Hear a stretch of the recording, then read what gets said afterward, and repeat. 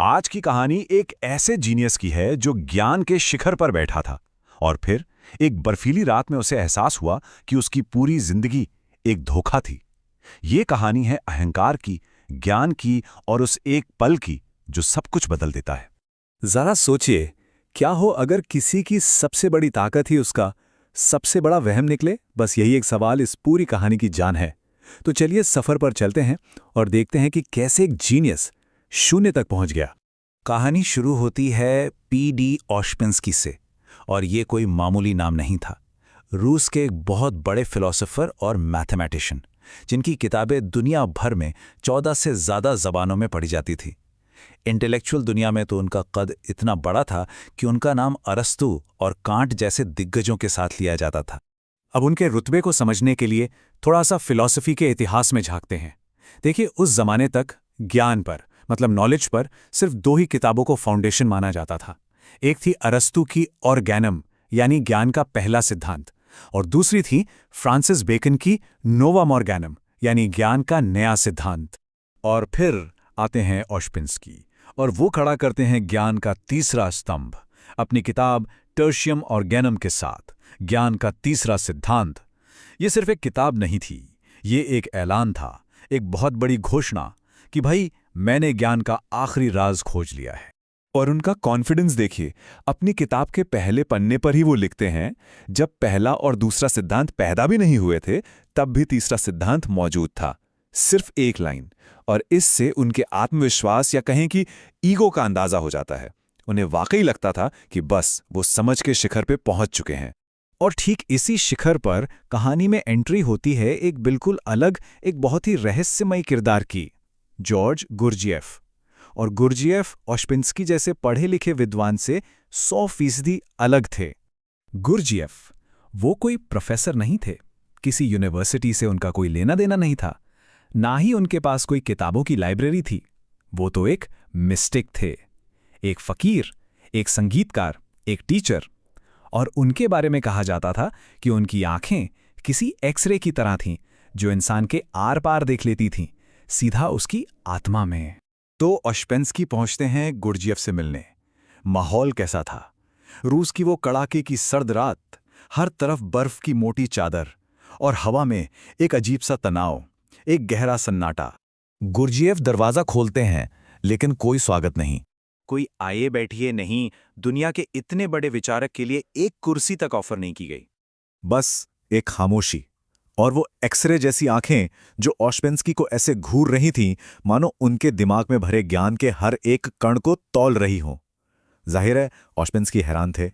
और फिर वो खामोशी टूटती है। गुरजिएफ एक कोरा कागज ऑशपेंस्की के हाथ में थमाते हैं और बस इतना कहते हैं, बगल के कमरे में जाओ, एक तरफ लिखो जो तुम जानते हो, दूसरी तरफ लिखो जो तुम नहीं जानते। जब हो जाए तो वापस आना, बात तभी होगी। वो पल, वो ऑशपेंस्की के लिए सिर्फ एक छोटा सा टेस्ट नहीं था। नहीं, वो तो उस पूरे बौद्धिक साम्राज्य के ढहने की शुरुआत थी जिसे उन्होंने अपनी पूरी जिंदगी लगाकर बनाया था। तो अब तस्वीर क्या है? एक कमरा, हाथ में कलम और सामने एक बिल्कुल कोरा कागज, और दिमाग में गूंजता सिर्फ एक सवाल, आखिर मैं जानता क्या हूं? और जैसे ही वो कलम उठाते हैं, एक बहुत ही तकलीफदेह एहसास उनके अंदर उठता है। मेरा गणित, अरे ये तो किताबों से उधार लिया हुआ है। मेरी फिलॉसफी, वो तो बस अरस्तू और कांट की परछाई है। भगवान के बारे में मेरी समझ, वो भी तो बस पढ़ी पढ़ाई परिभाषाएं हैं। उन्हें लगा जैसे उनका सारा ज्ञान दूसरों के बगीचे से तोड़े हुए फूलों की एक माला हो, जिसमें उनका अपना उगाया हुआ एक भी फूल नहीं था। 1 घंटा बीत गया, फिर दूसरा। वक्त रेत की तरह हाथ से फिसलता जा रहा था और ऑशपेंस्की अपने ही बनाए ज्ञान के पिंजरे में छटपटा रहे थे। कमरा ठंडा था, लेकिन वो पसीने में भीग चुके थे। और 2 घंटों की इस दिमागी कश्मकश का नतीजा क्या निकला? वो कागज बिल्कुल वैसा का वैसा कोरा। एक शब्द तक नहीं लिख पाए वो। एक भी ऐसा ख्याल नहीं था जिसे वो सीना ठोक कर कह सकें कि ये मेरा है, ये मैं सच में जानता हूं। आखिरकार वो उठे, एक हारा हुआ इंसान, लेकिन शायद जिंदगी में पहली बार आजाद। वो खाली कागज लेकर गुरजिएफ के पास वापस गए। ये एक सरेंडर था, एक ऐसा समर्पण जो उनकी जिंदगी का सबसे बड़ा टर्निंग पॉइंट बनने वाला था। उन्होंने वो खाली पन्ना गुरजिएफ को दिया और कहा, मैं कुछ नहीं जानता, प्लीज यहीं से शुरू कीजिए, ये मानकर कि मैं अज्ञानी हूं, मुझे कुछ नहीं आता। ये पल उनके इंटेलेक्चुअल ईगो की मौत का पल था। ये सुनते ही गुरजेफ के चेहरे पर पहली बार एक मुस्कान आई, एक बहुत गहरी मुस्कान। वो जानते थे कि ये हार नहीं, ये तो जीत की तरफ पहला कदम है, असली ज्ञान की ओर पहला सबसे जरूरी कदम। और उन्होंने कहा, अब कुछ हो सकता है, अब क्रांति संभव है। तो इस पूरी कहानी से जो सबसे बड़ी सीख मिलती है, जो सीखने की पहली शर्त है, वो क्या है?